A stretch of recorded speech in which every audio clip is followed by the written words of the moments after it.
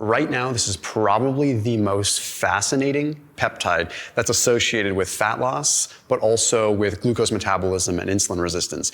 And full disclosure here, okay, when we talk about peptides, I'm talking about going to your doctor and consulting with them. I'm also talking about rodent model research. I'm talking about some human model research, but this video is really for entertainment purposes only. So when you look at peptides, we have to take it with a grain of salt.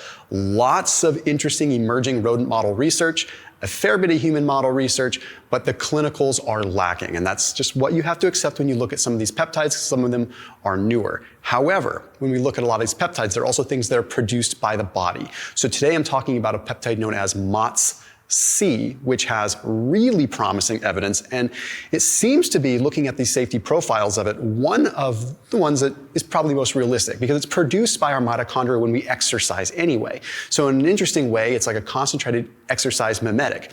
So we'll talk about it from two perspectives in this video. We'll talk about it from the perspective of, hey, this is produced when you exercise anyway. So huge benefit there by naturally releasing this peptide when you exercise.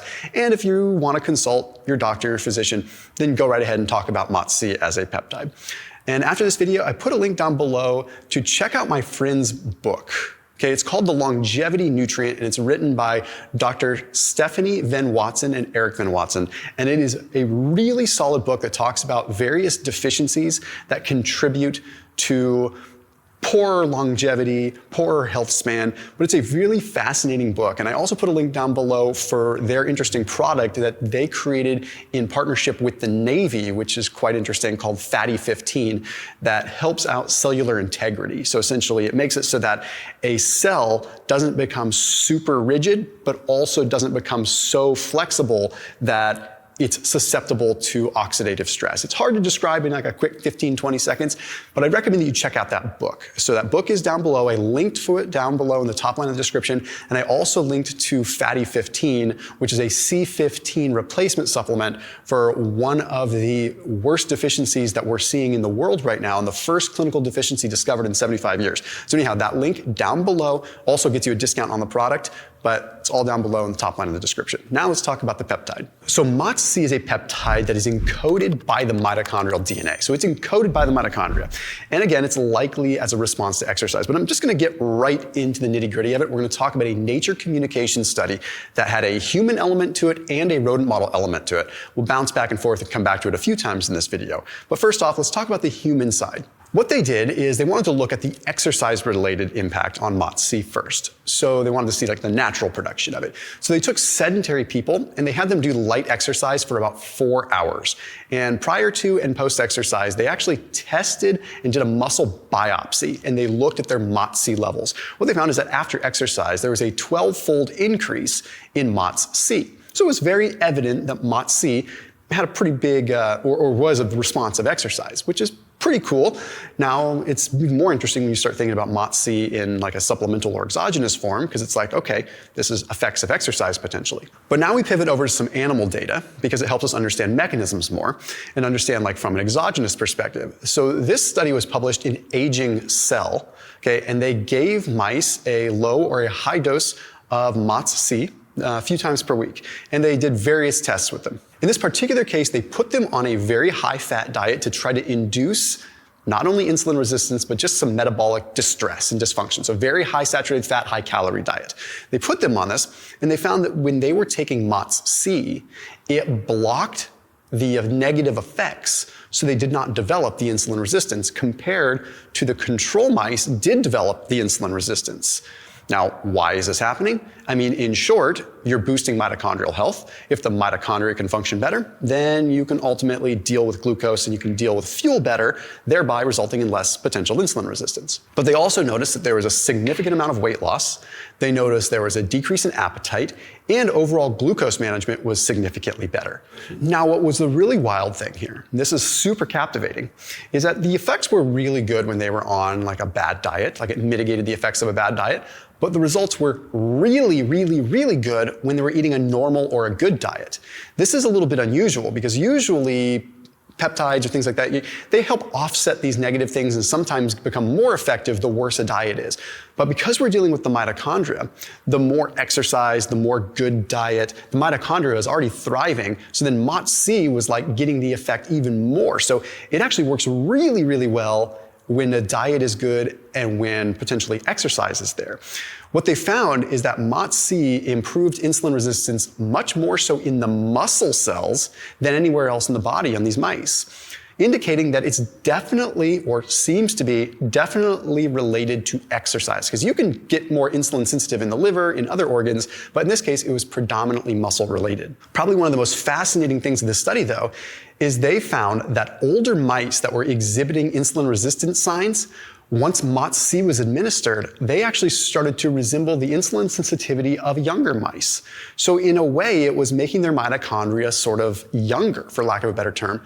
Lastly, there were massive reductions in inflammatory cytokines, reductions in interleukin-6, reductions in tumor necrosis factor alpha, which could have been downstream of the fact the mitochondria is functioning better and able to use fuel better, thereby resulting in less inflammatory response. How is this happening? And this is important to know how it's happening, because if you're going to even investigate this or talk to someone about it, you should know what's going on. It is speculated, but pretty flushed out, that MOTS-c is changing what's called the folate cycle. What happens here is then there is something called purine. This disrupts purine synthesis, which now we get into a world that you probably know more about, therefore increases what's called AMPK. So it's essentially making the body think that it's in a little bit of a deficit and that it's exercising. Right? By increasing AMPK, that increases when you exercise, that increases when you're in a deficit. That's sort of your energy sensor within the body, thereby improving mitochondrial function, mitochondrial density, and thereby just getting you almost the benefits of exercise. So when we talk about exercise, if one were to, or a mouse were to utilize MOTS-c for exercise performance or for muscle building, what would happen? Well, the good news is we've got some data here too, but again, don't 100% take my word for it. This is rodent model research, but that's where we start. This Nature Communications study took a look at MOTS-c, and it found that mice ended up having an increase in a couple of things with exercise. For one, their motor coordination improved dramatically. This is interesting. That's actually really interesting to me. Like, I would love to be able to have more coordination and be able to do more athletic things. So that's fascinating. But they also saw increases in their overall performance too. They put them on a treadmill, and they did treadmill tests with them. And they found, compared to 7 to 10 days of MOTS-c supplementation at various dosages, high dosages of MOTS-c improved their treadmill overall performance dramatically at 10 days, but not at 7 days. What that tells us is that it takes a little bit of time to build up. It's not like something you just were to take and it were to magically fix things, right? So it's like in conjunction with exercise, massive improvements. But here's where it gets really fascinating. They had these mice go on the treadmill and they had them run. And then they would increase the intensity as much as they can until the mice were sprinting. 100% of the mice that were given the MOTS-c peptide were able to reach the maximum effort, full sprint. Only 16.6% of the mice that didn't get the MOTS-c peptide were able to hit that maximum sprint. 100% hit maximum effort. Only 16% hit maximum effort if they didn't have MOTS-c, showing time to exhaustion, overall output and performance improved. Why? Simply put, it improved the mitochondrial efficiency, so the mitochondria were able to produce more energy, utilize fuel better, thereby utilize fat better and burn fat better, utilize glucose better, and thereby create more anaerobic power and output, and they were able to perform with less time to exhaustion, or more time to exhaustion rather. American Journal of Endocrinology and Metabolism published something really fascinating with muscle building though. Again, rodents, but what they found is that when MOTS-c was administered, there was a 40% reduction in what's called myostatin. Myostatin is what stops muscle from growing. Like, it is like sort of what is put in place to prevent muscles from getting too large. And I'm not saying we're getting abnormally, like genetically out of control, but when you exercise and you stress your mitochondria, there is going to be a bump in myostatin or a decrease in myostatin to accommodate for the growth because the mitochondria is getting stronger and the muscle is getting bigger. So myostatin isn't like fixed from the time that you're born. So don't get me wrong, we're not artificially changing myostatin, but we're influencing how much a muscle can grow in response to exercise. This is also done on mice that were fed a really poor diet. When they were fed a poor diet, it was blocking the obesity-induced atrophy. So normally if you have a lot of fat on you, it actually contributes to atrophy, breaking down muscle. MOTS-c actually blocked that. It protected the muscle. This differs from things like follistatin, which are extremely expensive gene therapies that work to inhibit myostatin, but they don't block against the obesity-related atrophy or sarcopenia per se. They only improve you with building muscle. At least that's what the research shows. We're seeing with MOTS-c, because it's more natural in the sense that like the body's producing this when you exercise, it's a more realistic way to prevent atrophy. And I'm fascinated by this. This is the kind of thing we should be looking at for muscle building. Like we look at, okay, we're basically just enhancing the body's natural outcomes from exercise, getting us a more, I don't want to say natural muscle building. If you're using a peptide, you're not really natural, but you are playing upon your body's natural systems more, which is pretty cool. I should probably mention some of the most fascinating stuff though, and that's the longevity aspect. And you might want to click off now because you're like, okay, I found the performance stuff.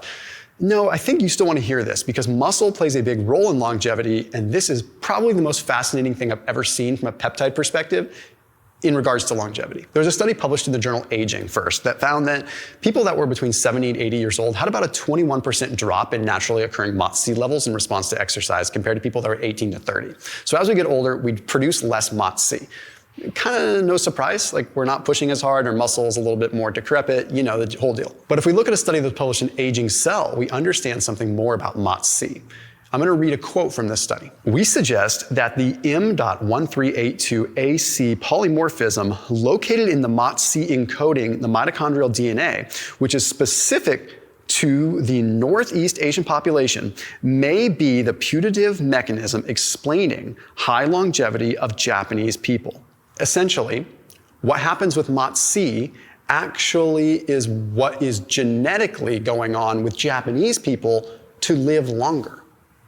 I find that so fascinating. Like you're seeing like Japanese people basically have the exercise peptide circulating because of a genetic polymorphism. Does that mean that by taking a MOTS-c peptide, you emulate this?